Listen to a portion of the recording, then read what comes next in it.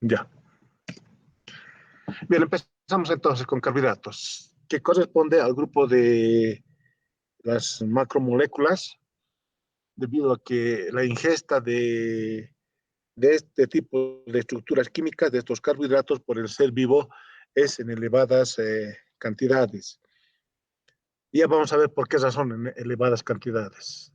No se olviden que el ser vivo requiere de energía, energía que va a permitir que todo el proceso metabólico en su organismo pueda desarrollarse, además de la actividad motriz propiamente.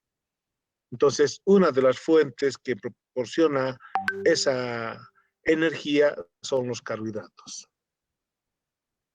La energía requerida para los diferentes procesos se obtiene justamente de aquellos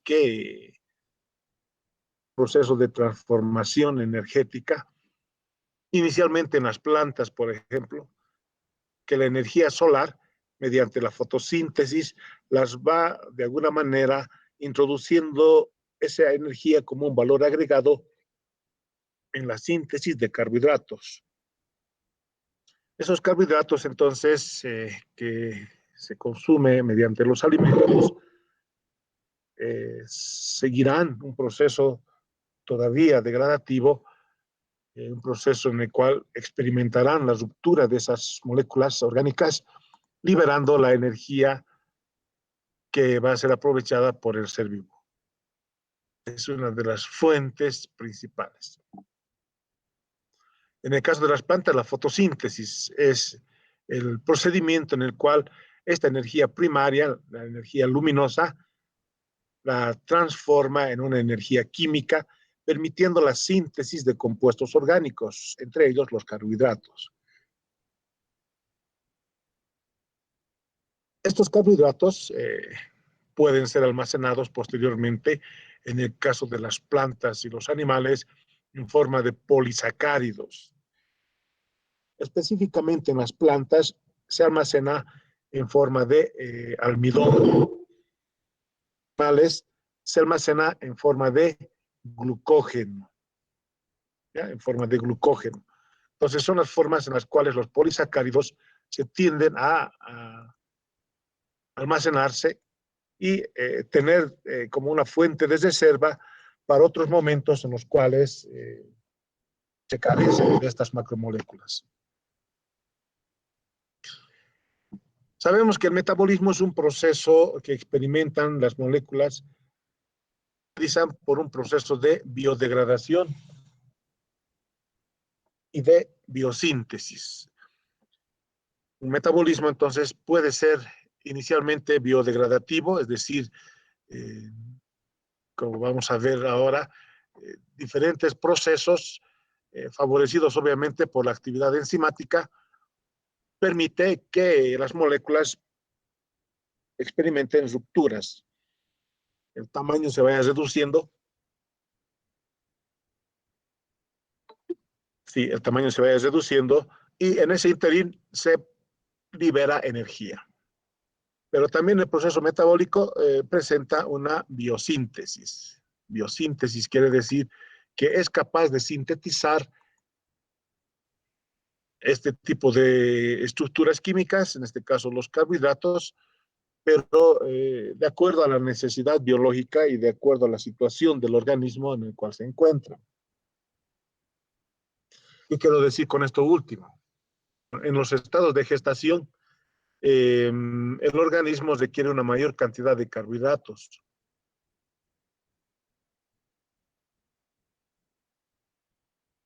Si bien la alimentación puede que se incremente el consumo de carbohidratos, el organismo también tiene una vía de biosíntesis de carbohidratos que garanticen una concentración de glucosa fundamentalmente en el organismo y también pueda abastecer o proporcionar este tipo de carbohidratos al embrión. Entonces, desde ese punto de vista, el organismo es muy adaptable a las situaciones en las cuales se encuentra. Entonces, ahí tenemos una biosíntesis, por ejemplo. Ya lo vamos a ver cómo sintetiza a partir de metabolitos residuales nuestro organismo glucosa, por ejemplo. Pero es una glucosa que va a permitir apoyar a la glucosa que se obtiene mediante la ingesta alimentaria.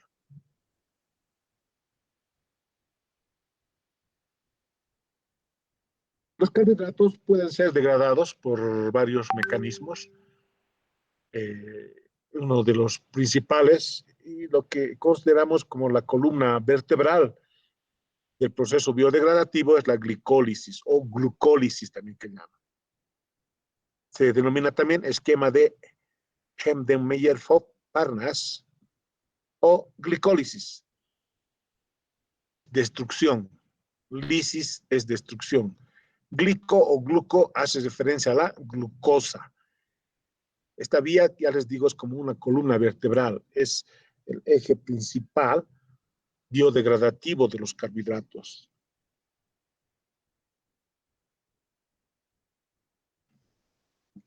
Entonces, el ciclo de las pentosas es un ciclo, una suerte de un apéndice a la glicólisis. Y lo interesante que en este ciclo de las pentosas o esquema de Warburg-Dickens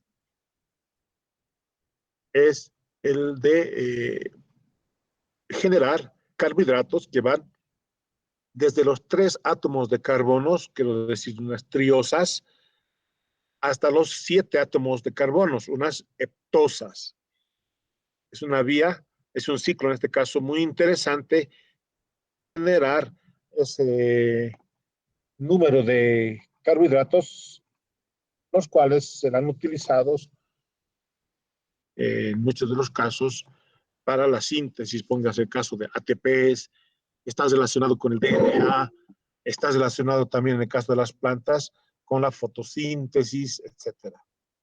Entonces, el ciclo de las pentosas es una vía muy interesante desde ese punto de vista en términos de la generación de carbohidratos de diferentes números de carbonos. ¿Recuerdan ustedes? Hemos ido revisando algunas características de los carbohidratos al inicio de la materia: tosas, tetrosas, pentosas, hexosas, septosas, aldosas, cetosas, sacáridos, polisacáridos, etcétera, ¿verdad? Entonces, todo eso se supone que ya tenemos la idea y aquí vamos a entrar directamente al proceso metabólico. Bien, vamos a desarrollar entonces esto que es yo lo considero como el eje principal de la biodegradación de carbohidratos, es como la avenida principal que va a seguir necesariamente. Entonces, estas moléculas se van a degradar, ¿no? Hasta la formación de triosas. Glicólisis, ya les decía, lisis. Lisis quiere decir destrucción. Glico o gluco es glucosa. Entonces su nombre dice que esta vía es la destrucción de la glucosa. Les había indicado ya anteriormente que la glucosa, como glucosa, no tiene prácticamente actividad biológica. A nosotros nos interesa que la glucosa esté activada como glucosa 6-fosfato, el mismo que recién puede tener actividad biológica. Además, en forma de ese tipo de éster, puede experimentar una serie de procesos, por ejemplo, ingreso a las células, ingreso a la matriz celular, perdón, al citoplasma celular, donde se produce la glicólisis. Repito que esta glicólisis se produce en el citoplasma celular, ¿no? Entonces, la glucosa deberá ingresar la membrana celular y en el citoplasma celular desarrollar todo el proceso glicolítico para que luego el metabolito residual, que viene a ser el piruvato, se direccione hacia la mitocondria. Y nosotros sabemos que en la mitocondria se va a desarrollar la cadena respiratoria, la fosforilación oxidativa, el ciclo de Krebs. Entonces, a ese nivel es que se va a articular, se va a relacionar la vía de la glicólisis con el ciclo de Krebs, cadenas respiratorias y fosforilación oxidativa. Y obviamente sabemos que como consecuencia de ese proceso se generan ATPs. De manera general, entonces, esta vía glicolítica empieza con la glucosa, pero debe de ser activada para luego generar dos triosas. En este primer momento vamos a apreciar que se consume energía en forma de ATPs. Y esto es interesante porque esta vía glicolítica a un inicio consume ATPs, pero posteriormente empieza a generar ATPs.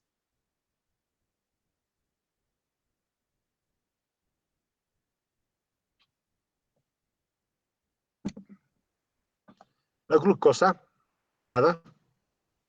debe llegar hasta fructosa 1,6-difosfato para dar origen a dos triosas. ¿Ya? Específicamente vamos a ver ahora. Esta es la vía glicolítica. Entonces aquí vamos a analizar en detalle la ruta que sigue la glucosa desde lo que viene a ser la molécula que se va a activar hasta llegar al metabolito final, que es el piruvato. Y este piruvato se va a relacionar con el ciclo de Krebs, pero también puede tener otras vías. No todo va al ciclo de Krebs. También hay otra vía que se llama la vía de las fermentaciones, los cuales cumplen otras funciones, no tanto en términos de la generación de energía, sino otras funciones más biológicas.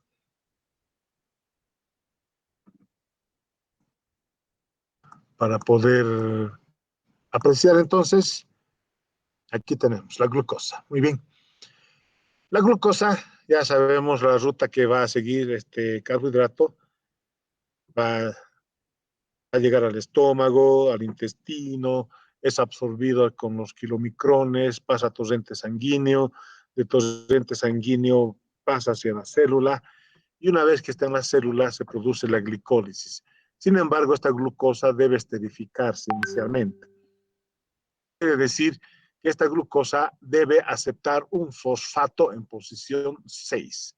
Aquí tenemos la fórmula de la glucosa, una hexosa aldosa, es un aldehído, ¿no es cierto?, constituido por 6 átomos de carbono. Entonces, esta glucosa se va a esterificar. Posición 6, aquí está en posición 6, un fosfato. Para eso, el ATP se va a hidrolizar, el ATP se hidroliza, libera uno de los 3 fosfatos que tiene su estructura, lo libera y le va a fijar en posición 6 el fosfato. Y entonces esta glucosa se transforma en glucosa 6-fosfato. El ATP, al haberse hidrolizado, haber liberado un fosfato, se queda como ADP. De formación de la glucosa 6-fosfato es catalizada por esta enzima, la hexoquinasa. La enzima hexoquinasa entonces va a favorecer esta esterificación y por ende la activación de la glucosa. Una vez que se ha producido ese proceso, lo que va a ocurrir es un proceso de isomerización. La isomerización no es nada más que un reordenamiento de los átomos, de los diferentes elementos en la molécula. Y que la glucosa 6-fosfato se transforma en fructosa 6-fosfato. Ambos son hexosas. Ambos tienen 6 átomos de carbono. La diferencia está en que la glucosa es una aldosa y la fructosa es una cetosa, ¿no? Es una cetosa. Entonces, desde ese punto de vista, la isomerización va a ser dado por esta enzima, la fosfoglucoisomerasa. Fosfoglucoisomerasa. Entonces, va a reordenar a los átomos de los diferentes elementos para dar origen, a partir de la glucosa, a la fructosa. Estamos ganando ni perdiendo elementos, átomos de elementos de carbono, hidrógeno, oxígeno, sino solamente se está reordenando. Una vez que se ha formado la glucosa 6-fosfato, experimenta una nueva esterificación por la fijación de un segundo fosfato. Si bien el primero se encuentra en posición 6, un segundo fosfato se va a fijar a esta molécula para tener en su estructura, como vemos acá, dos fosfatos, uno en posición 6 y el otro en posición 1. ¿Ya? Entonces, este último fosfato que está en posición 1 va a estar dado por la hidrólisis del ATP generando un ADP. Esa acción está dada por esta enzima, la fosfofructoquinasa.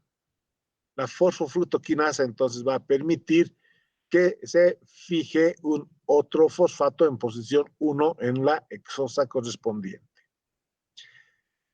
Una vez que se ha esterificado la fructosa y tiene dos fosfatos en posición 1 y en posición 6, inmediatamente vamos a experimentar el proceso de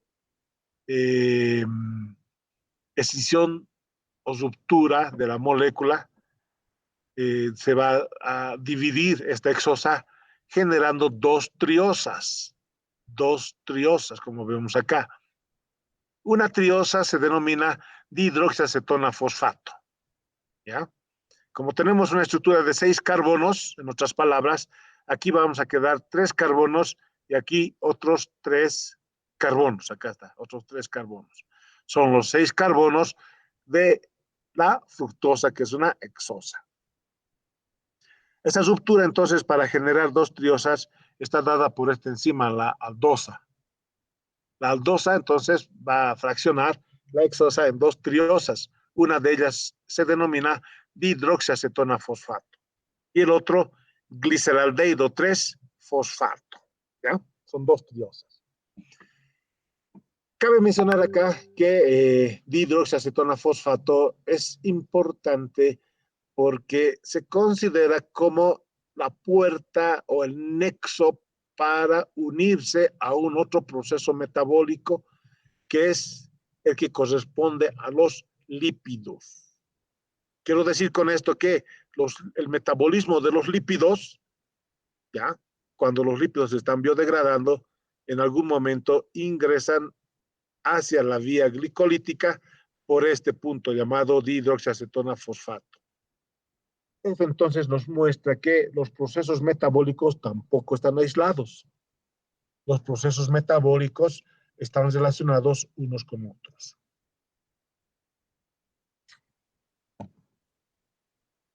Bien, entonces hemos generado dihidroxiacetona fosfato y gliceraldehído 3-fosfato. Esta dihidroxiacetona fosfato, esta triosa, se puede por la isomerosa, la triosa fosfato isomerasa, se puede convertir la dihidroxiacetona fosfato en gliceraldehído 3-fosfato. Isomerasa nuevamente. Estamos ante una enzima del tipo isomerasa. Aquí también teníamos una enzima del tipo isomerasa. Y decíamos en una clasificación de las enzimas del tipo isomerasas tienen la finalidad de reordenar la molécula, ¿no es cierto?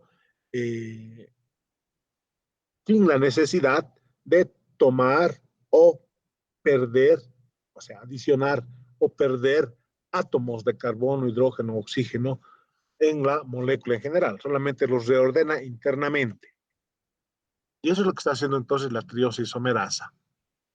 Entonces, una vez que se ha formado dihidroxiacetona fosfato, a partir de dihidroxiacetona fosfato, el gliceraldehído 3-fosfato, ¿sí? Aquí está. Estamos formando esta molécula. Vamos a tener un proceso muy interesante que vendría a ser la generación de el 1,3-bifosfoglicerato. 1,3-bifosfoglicerato. Para que esto ocurra, tenemos que un NAD oxidado va a pasar a NAT reducido. Un NAT oxidado pasa a NAT reducido. ¿Ya? ¿Qué pasa con este NAT oxidado que pasa a NAT reducido? Lo que va a pasar es que este NAT reducido luego se va a ir hacia la cadena respiratoria, ¿no es cierto? A la cadena respiratoria. NAT, FAT, coenzima Q y el complejo citocrómico. Y entonces ahí se va a traducir en la síntesis de 3 ATPs. Pero también, inicialmente, la triosa tenía un fosfato en posición 3, gliceraldehído 3 fosfato, ¿no es cierto? Entonces, se está fijando también de manera simultánea un fosfato en posición 1, lo que está dando origen a 1,3 difosfoglicerato. Y aquí vemos entonces en posición 1 y en posición 3, fosfoglicerato. Acá tenemos solamente el 3-fosfoglicerato. Entonces, es una reacción muy interesante que permite la fijación de otro fosfato, pero también, además, aquí el NAT se está reduciendo. Por lo tanto, gliceraldehído 3-fosfato se está oxidando hasta 1,3-bifosfoglicerato, ¿no? Es un proceso de oxidación. Realiza esta enzima, gliceraldehído 3-fosfodeshidrogenasa. La enzima gliceraldehído 3-fosfodeshidrogenasa lo que está haciendo es convertir el gliceraldehído 3-fosfato en 1,3-bifosfoglicerato. Posteriormente, entramos a la reacción número 6, donde el 1,3-difosfoglicerato se transforma en 3-fosfoglicerato. ¿Qué ha pasado? La anterior molécula en su estructura tenía 2 fosfatos, en posición 1 y en posición 3. Lo que va a ocurrir es que el fosfato de posición 1, ¿no es cierto? El último fosfato que se le ha fijado, se va a liberar y se va a fijar al adenosindifosfato. Aquí lo que va a ocurrir es que este fosfato se fija al ADP para dar origen al ATP, ¿ya? Al ATP. Entonces, pierde esta molécula de 3 carbonos, pierde un fosfato y da origen al 3-fosfoglicerato. 3-fosfoglicerato. La enzima que hace este proceso se denomina fosfogliceroquinasa. Fosfogliceroquinasa. Ahora, quiero preguntarles, este ATP que se está sintetizando recibe un nombre. ¿Alguien puede decirme cuál es el nombre que recibe este ATP? Y aquí también tenemos otro que enseguida vamos a ver. Entonces, estos que están pintados de celeste reciben un nombre. ¿Alguien puede decirme cuál es el nombre de ese ATP?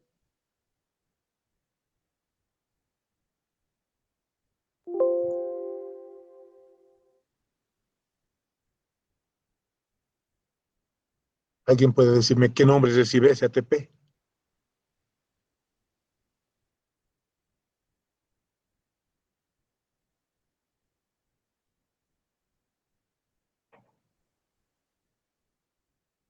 ¿Nadie?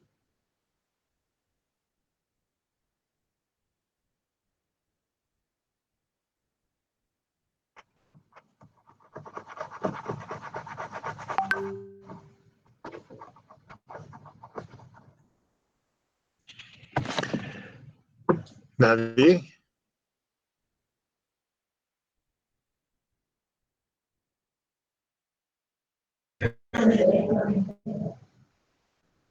A ver, ¿quiénes quieren ganarse puntos? Me dicen, siguiente semana, puntos. ¿Quiénes quieren ganarse?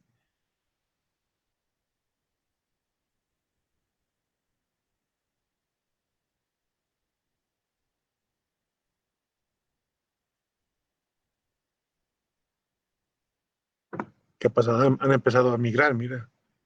Al Lucero se está yendo.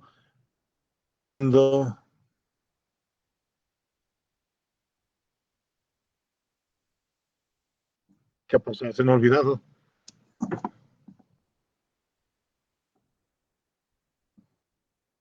Se denomina ATPs de sustrato. ATPs de sustrato. ¿Por qué se denomina ATPs de sustrato?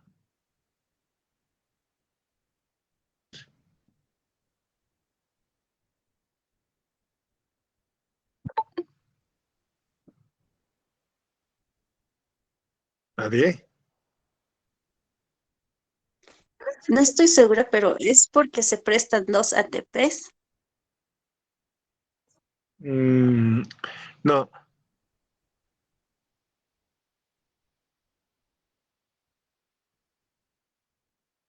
es porque se sintetizan estos ATPs que sean sintetizados en la cadena respiratoria y en la fosforilación oxidativa. Lo normal es que los ATP se sinteticen ciclo de Krebs, cadena respiratoria y fosforilación oxidativa. Esa es la ruta normal. Sin embargo, como vemos aquí, este ATP no se está sintetizando mediante esa vía. Este ATP se está sintetizando en el citoplasma. Esto sí, esto que está de amarillo, este NAT reducido, ¿a dónde va a ir? La mitocondria, y va a estar ahí, ¿no es cierto? NAT, FAT, coenzima Q, el complejo citocrómico, todo ello, y de manera simultánea va a generar energía para la síntesis de 3 ATPs normales. Pero este que estamos viendo acá, que no está yendo hacia la mitocondria, se denomina ATP de sustrato. Y lo mismo ocurre acá. Entonces, aquí estamos viendo esto que están de celeste, los denominados ATPs de sustrato. Entonces, se está formando un ATP de sustrato y hemos sintetizado 3-fosfoglicerato. Aquí va a haber una suerte nuevamente de reordenamiento, de mutación, en este caso del fosfato. El fosfato que está en posición 3 va a pasar a posición 2, como ven en la molécula, ¿no? De posición 3 a posición 2. Y la enzima se llama fosfogliceromutasa. Fosfogliceromutasa. De posición 3 pasa a posición, sigue siendo la misma molécula, lo único que es el fosfato ha cambiado de posición. Entonces, eso se llama una mutación, un cambio que ha existido, ¿no?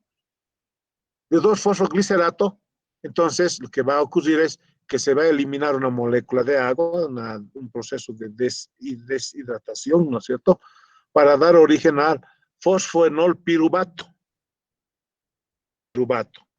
La enzima que hace este proceso se llama una enolasa.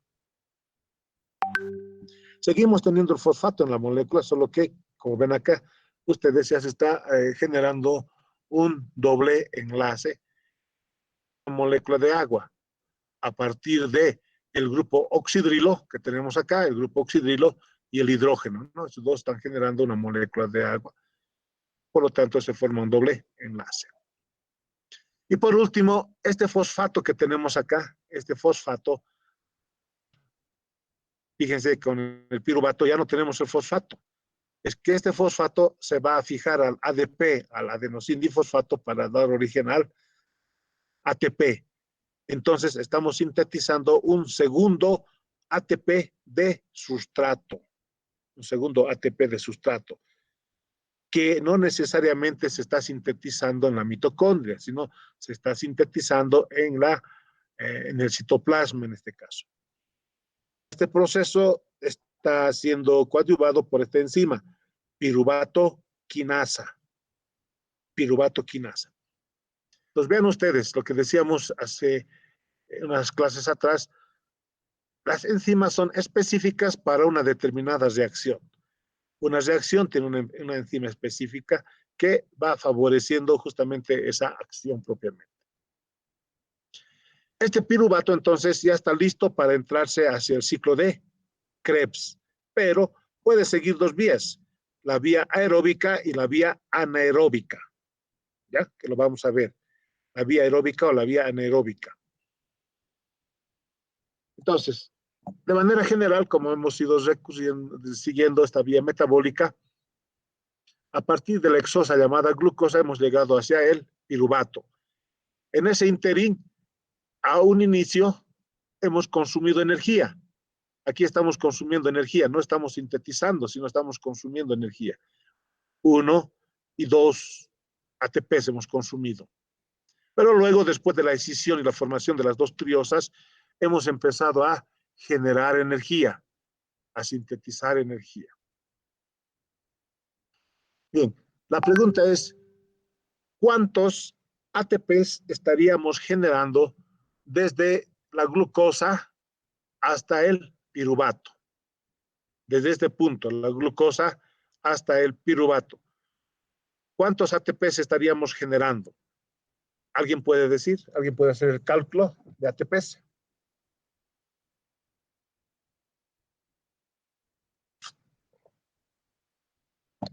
¿Alguien quiere ganarse puntitos?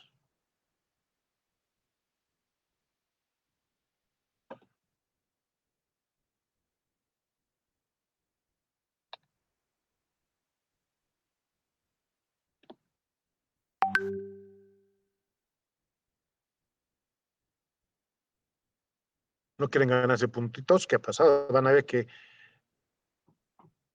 ayudan mucho los puntos. 4 ATPs. O sea, estaríamos generando en total 4 ATPs. A ver, a ver, a ver. ¿Qué dice el resto de los compañeros?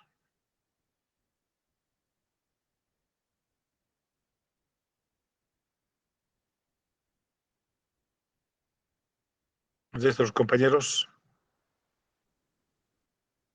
Doc, es Muy contando bien, nos que encontramos en la clase. salen dos, ¿no ve? De cada NAT salen 3 ATPs, ¿verdad, doctor? Usted dice entonces que son 3 ATPs. Mm, si no me equivoco serían, no sé si 12, creo, doctor. A ver. ¿Y el resto de los compañeros? Estamos en sala.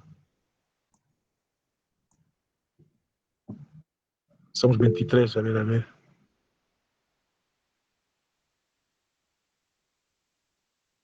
12 me dicen por ahí. 4, 12. Otro está pensando. A ver, contaremos, ¿ya? Contaremos. A ver, ¿dónde estamos? Aquí vamos a ir, ya. Voy a seguir nuevamente el proceso de la glicólisis, pero ya no tomando en cuenta las reacciones, sino la parte energética, los ATPs, ¿ya? Vamos a hacer un zoom. Y a ver acá. A ver, la primera reacción, cuando se activa la glucosa, no estamos generando ATP, más bien estamos consumiendo un ATP. Entonces ya de entrada estamos debiendo, podemos decir, un ATP, ¿ya? Debemos un ATP. Seguimos la siguiente reacción, no pasa nada, solamente una isomerización de glucosa a fructosa. En la reacción 3, ¿no es cierto? En la reacción 3 de fructosa 6-fosfato a fructosa 1,6-difosfato, estamos consumiendo un segundo ATP. Un segundo ATP. Entonces, hasta este nivel no hemos generado ATPs, más bien hemos consumido 2 ATPs. Luego viene la ruptura. Luego viene la ruptura, ¿no es cierto? Y siguiendo por este lado, por el gliceraldehído 3-fosfatos, algo. Aquí tenemos que el NAT, hay un proceso de deshidrogenación, y les decía que este NAT reducido se va a ir a la mitocondria. Coenzima Q, el complejo citocrómico, eso se llama cadena respiratoria. Y como estamos partiendo del NAT, entonces vamos a generar 3, nótense, aquí ya estamos generando 3 ATPs. Luego, en la siguiente reacción, la reacción 6, estamos generando otro ATP. Entonces seríamos 3 más 1, 4 ATPs. 4 ATPs, ¿ya? 9, estamos generando un otro ATP. 5 ATPs. 5. Bueno, sin embargo, estamos hablando de generar ATPs, ¿no es cierto? No estamos tomando en cuenta todavía los gastos de ATPs. Sin embargo, aquí hay algo bien interesante en esta parte que hemos contado, es cuando una molécula de gliceraldehído continúa todo este proceso hasta llegar a piruvato. ¿Qué pasa con el dihidroxiacetona fosfato? Esta triosa, por una triosa isomerasa, también se reconvierte en gliceraldehído 3-fosfato. Por eso es que aquí dice 2 moléculas en total. Una es porque directamente se ha formado el gliceraldehído 3-fosfato. Y el otro es que dihidroxiacetona fosfato se ha reconvertido por la triosa isomerasa en gliceraldehído 3-fosfato. Por lo tanto, tenemos 2 moléculas de gliceraldehídos 3-fosfatos. Todo es 2, fíjense ustedes, 2, 2, 2, 2, 2, y se generan 2 piruvatos. Entonces, una molécula de glucosa y todo va en términos unitarios, aquí ya va en doble, ¿ya? Entonces, si nosotros habíamos contado por una molécula de gliceraldehído hasta piruvato 5 ATPs, 4, 5, tendré que multiplicar por 2. 5 por 2, 10, ¿no es cierto? 5 por 2, 10 ATPs. 10 ATPs que se estarían generando en toda esta parte, hasta piruvato. Muy bien. Pero si nosotros ahora, como buenos amigos, en términos del consumo energético, que a un inicio teníamos, que son 2, tener que de los 10 ATPs, cancelo 2, me quedan 8. Es decir, que en el ciclo de, en la glicólisis, desde piruvato, estamos generando 8, 10, pero tenemos que cubrir el gasto que aún inicia para la activación de la glucosa. Entonces son 8 los ATPs, ¿ya? Dice 2 NAT, 2, todo va en 2, porque ya les he explicado. Una triosa viene directamente de la fructosa, gliceraldehído 3-fosfato, dihidroxiacetona fosfato por la triosa isomerasa a gliceraldehído 3-fosfato. Entonces, obviamente, así es. ¿Está bien? Entonces tenemos 8 ATPs. Entonces, podemos decir que es considerada el producto final de la degradación de los carbohidratos. Como vías alternativas tiene 2. Una se llama la vía normal o aeróbica y la otra se llama la vía anaeróbica. 2 vías. ¿Qué quiere decir esto? Lo que nosotros estamos viendo acá, que sería el metabolito final de la glicólisis. Uno, la vía aeróbica y otro, la vía anaeróbica. La vía normal aeróbica, lo normal, ¿qué es lo que va a continuar? Con el ciclo de Krebs, cadena respiratoria y fosforilación oxidativa, lo que ya conocemos, que va a unirse entonces hacia el ciclo de Krebs, cadena respiratoria y fosforilación oxidativa. Hacer es descomponer esos metabolitos finales de la glucosa en dióxido de carbono y el agua, muy importante para el organismo. Y el dióxido de carbono, ya hemos visto en una anterior, también es importante lo que viene a ser generar los sistemas tampón o buffers, ¿no es cierto? Dióxido de carbono. Se tiene que eliminar mediante la respiración, porque no todo va a ser que tengamos un tampón en nuestro organismo. No, eso es lo necesario. El exceso se tiene que eliminar. El de carbono va a dar origen, obviamente, a la formación del ácido carbónico y su correspondiente sal. Preferidas en la biodegradación porque es capaz de generar una muy buena cantidad de energía. Seres vivos nos interesa la energía, ¿ya? La energía nos interesa. Entonces esta vía va a estar muy activa. La vía anaeróbica relacionado con las fermentaciones, que puede ser alcohólica o puede ser láctica. En términos energéticos es pobre como para que favorezca a los procesos químicos y motrices de nuestro organismo. Es muy pobre. La vía normal es la que va a dar un gran aporte energético. La fermentación láctica entonces viene a partir de la glicólisis con la formación de ácido láctico. Entonces la glucosa, esa hexosa glicolítica que ya hemos ido viendo hasta llegar a piruvato. Entonces acá hay un resumen bien resumido. De glucosa, mediante la glicólisis, permite la síntesis de piruvato. 2 piruvatos, no se olviden. Este 2 es, ya habíamos explicado el por qué 2. Este piruvato continúa con la fermentación láctica. Y en la fermentación láctica, el piruvato se convierte en ácido láctico. Se convierte en ácido láctico. Fermentación láctica es la vía que permite la síntesis de ácido láctico. Esta vía es muy pobre porque solamente genera 2 ATPs. Es muy pobre. ¿Ya? Entonces, se produce frecuentemente a nivel de los músculos. Este tipo de procesos, ¿ya? A nivel de los músculos. De piruvato pasamos a ácido láctico y obviamente el NAD reducido pasa a NAD oxidado. Esta fermentación es transitoria y genera 2 ATPs. ¿Qué quiere decir transitoria? Que la transformación del ácido láctico que se va a diseminar en el tejido muscular violento momentáneo. Está relacionado con la famosa macurca. ¿Quién no ha tenido una macurca?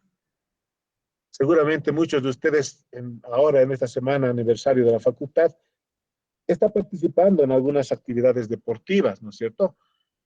El día lunes veía por ejemplo, el campeonato de fútbol femenino que estaban ahí en la mañana y seguramente masculinos, de los chicos también. Y muchos deben estar jugando después de tiempo, imagínense la pandemia y todo eso. ¿Y qué han sentido? Una macurca. Esa macurca está dado justamente porque en el tejido muscular, producto de esos ejercicios violentos, se ha diseminado el ácido láctico. El ácido láctico en ese tejido muscular está produciendo ese dolor característico de la macurca.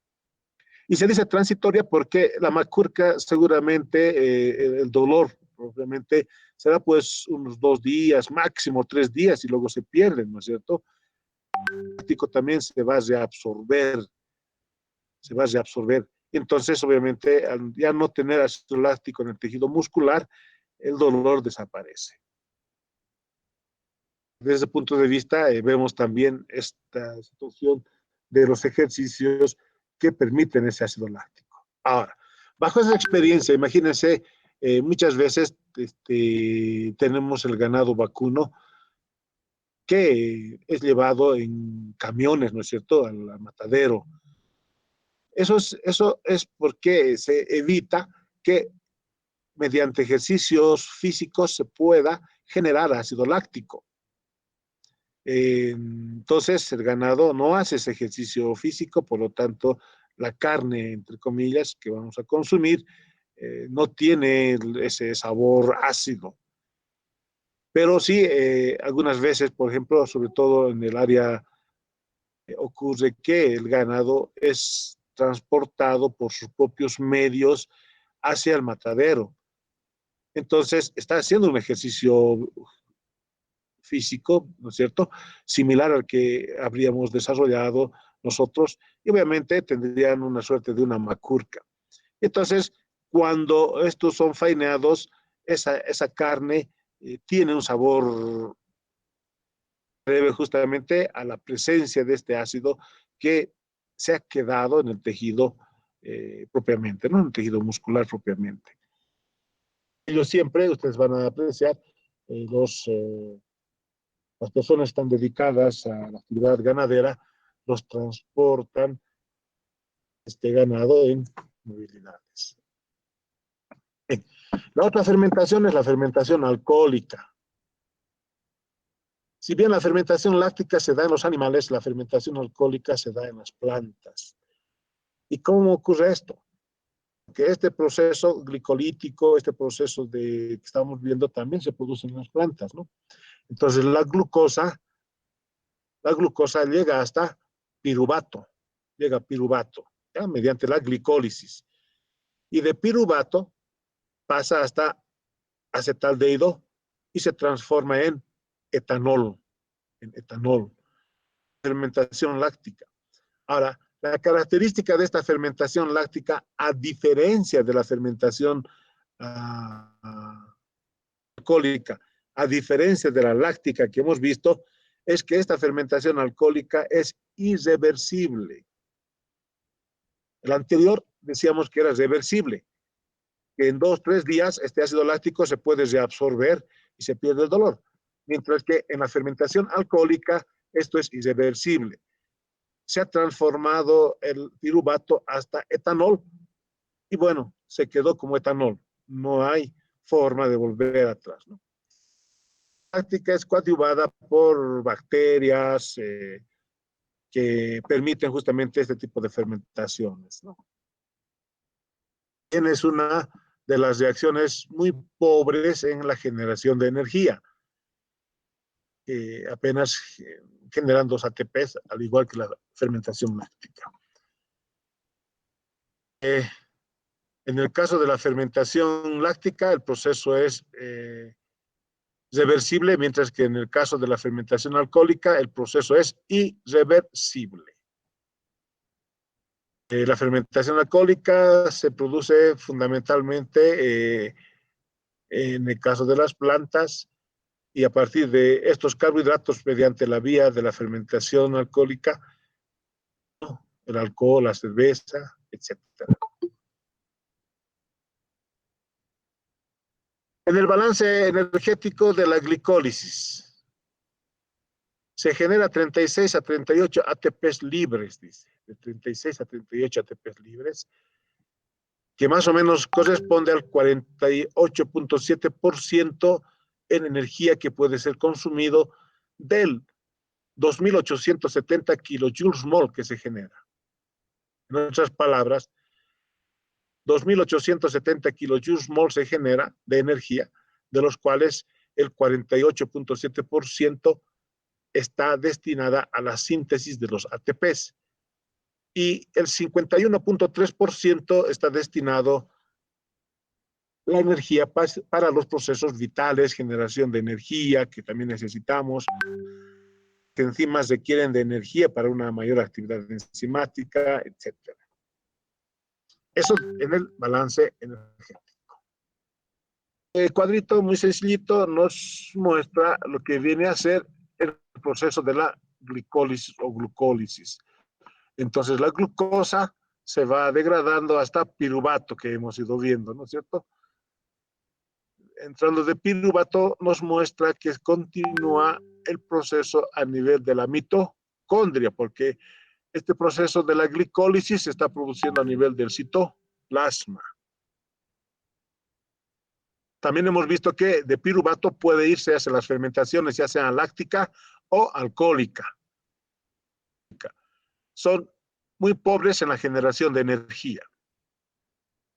La fermentación, la vía normal debería ser que de piruvato ingresa hacia la mitocondria y siguiendo el ciclo de Krebs, la cadena respiratoria y la fosforilación oxidativa, va a generar una muy buena cantidad de energía. Entonces, esta es la que genera mayor cantidad de energía y no tanto así las fermentaciones, ya sean lácticas en los animales o alcohólica en las plantas.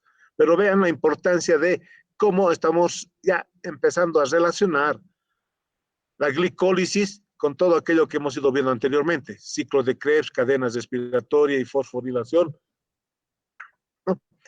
En realidad, casi todos los metabolitos provenientes de los alimentos van a llegar a este nivel. Por eso es que este organelo, esta mitocondria, va a cumplir una función muy importante en la generación de energía, porque va a tener muchos insumos, muchos metabolitos, los cuales van a hacer que esta mitocondria deba tener una intensa actividad bioquímica en la célula. ¿Ya? La pregunta es, para ir cesando esto, desde la glucosa hasta piruvato hemos indicado que tenemos 8 ATPs normales que se sintetizan. En algunos casos son 6 ATPs, no son 8, sino son 6 ATPs. En ese caso, aquí, fíjense en la reacción número 5, aquí tenemos de NAD oxidado pasa a NAD reducido y al mismo tiempo se va a fijar un fosfato, aunque un fosfato. Bien, eso es lo normal, pero en pruebas in vitro se ha visto que este fosfato tiene un competidor que es el arsenito, ¿ya? Un competidor que es el arsenito. Y ese competidor le gana a este fósforo inorgánico, el arsenito, y se va a fijar en una de estas moléculas, ¿no es cierto? Aquí se va a fijar seguramente ese arsenito, el cual obviamente no va a permitir que se pueda sintetizar este ATP, porque el que se está fijando es en posición 1. Y luego este fosfato se va a hidrolizar, se va a liberar para sintetizar ATPs. ¿Ya? Pero si se fija el arsenito, ya no tenemos este fosfato, porque el fosfato y el arsenito no es lo mismo. Por lo tanto, este ATP no se sintetiza.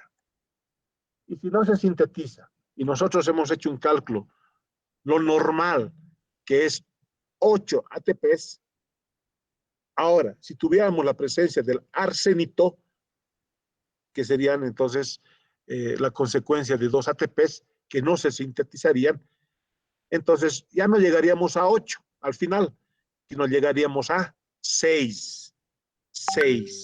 ¿Ya? Entonces, eso es, pero cuando tenemos el arsenito como un competidor. Ahora, la pregunta es, desde glucosa, pasando por piruvato hasta llegar a la matriz mitocondrial, es decir, ciclo de Krebs, cadena respiratoria, fosforilación oxidativa, ¿cuántos ATPs estaríamos generando por cada glucosa? ¿Cuántos ATPs estaríamos generando? ¿Alguien puede decirnos?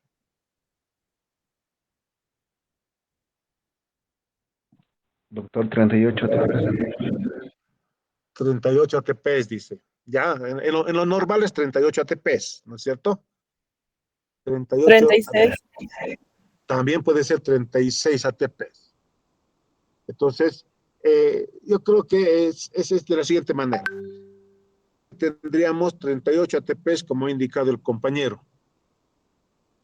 Porque resulta que en lo que corresponde a la glicólisis hemos generado 8 ATPs, ¿no es cierto? Ahora, ¿cuántos ATPs generábamos en el ciclo de Krebs, cadenas respiratoria y fosforilación oxidativa por cada vuelta?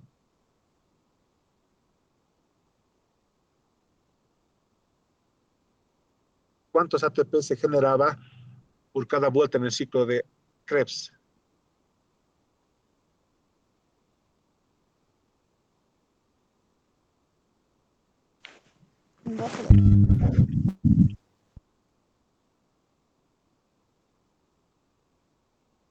$15, ¿no es cierto? ¿Se acuerdan? 12 es de este acetilcoenzima A, pero si vamos un poco más allá era el piruvato, y de piruvato eran 15, ¿ya? Una vuelta, pero no se olviden que tenemos 2 piruvatos, no es 1, 2, entonces son 2 vueltas que tiene que dar, entonces 15 por 2, 30, más los 8 que estamos tomando inicialmente de glucosa hasta piruvato, son los 38 que nos ha indicado el compañero. Muy bien, entonces, ¿ya? Son 38 ATPs. Perfecto. Ahora, estaría de por medio. Si el arsenito ahí compite con el fósforo inorgánico y le gana, en total, ¿cuántos ATPs entonces estaríamos generando hasta llegar a la matriz mitocondrial?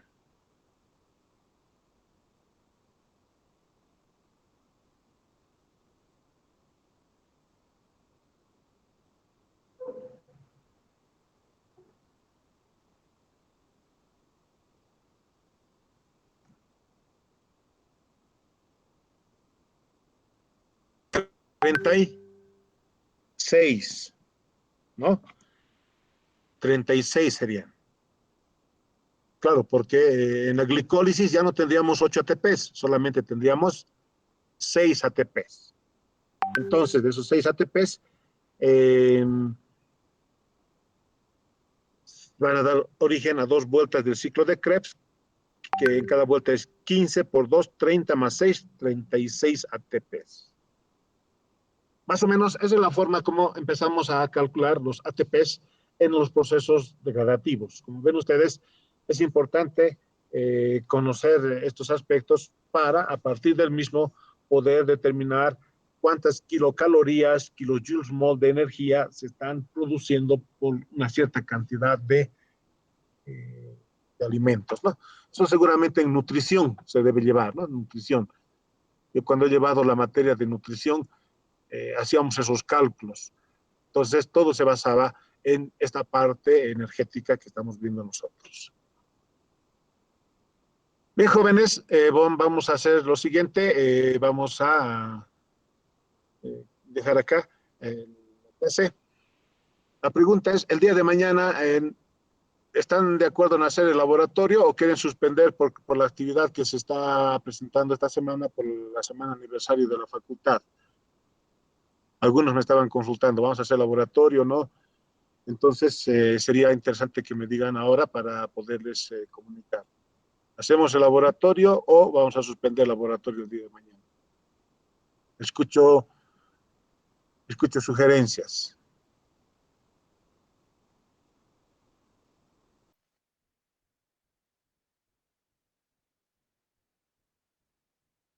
Doctor, el laboratorio es el segundo grupo. El laboratorio empezaríamos con el primer grupo, porque el segundo grupo ya ha terminado lo que es tampones. Entonces, con el primer grupo empezaríamos con actividad enzimática. Doctor, ¿se podría suspender, por favor, por la actividad que tenemos? Por mí estaría bien pasar. Bien, sí, la mayoría aquí indica suspender. Bueno, entonces lo vamos a suspender por mañana. Supongo que van a participar, aunque la instructiva que ha salido dice suspensión de exámenes y viajes, pero no dice laboratorios. Sin embargo, hay muchos que están participando, los he visto ahí en las actividades. Entonces, lo vamos a suspender para que puedan desarrollar su actividad de manera tranquila. Solo el laboratorio vamos a suspender, ¿no? La clase es normal el día de mañana, la clase teórica. ¿Ya? Claro, la clase normal es virtual. Vamos a hacer lo siguiente. Tengo registrado 24 estudiantes en sala.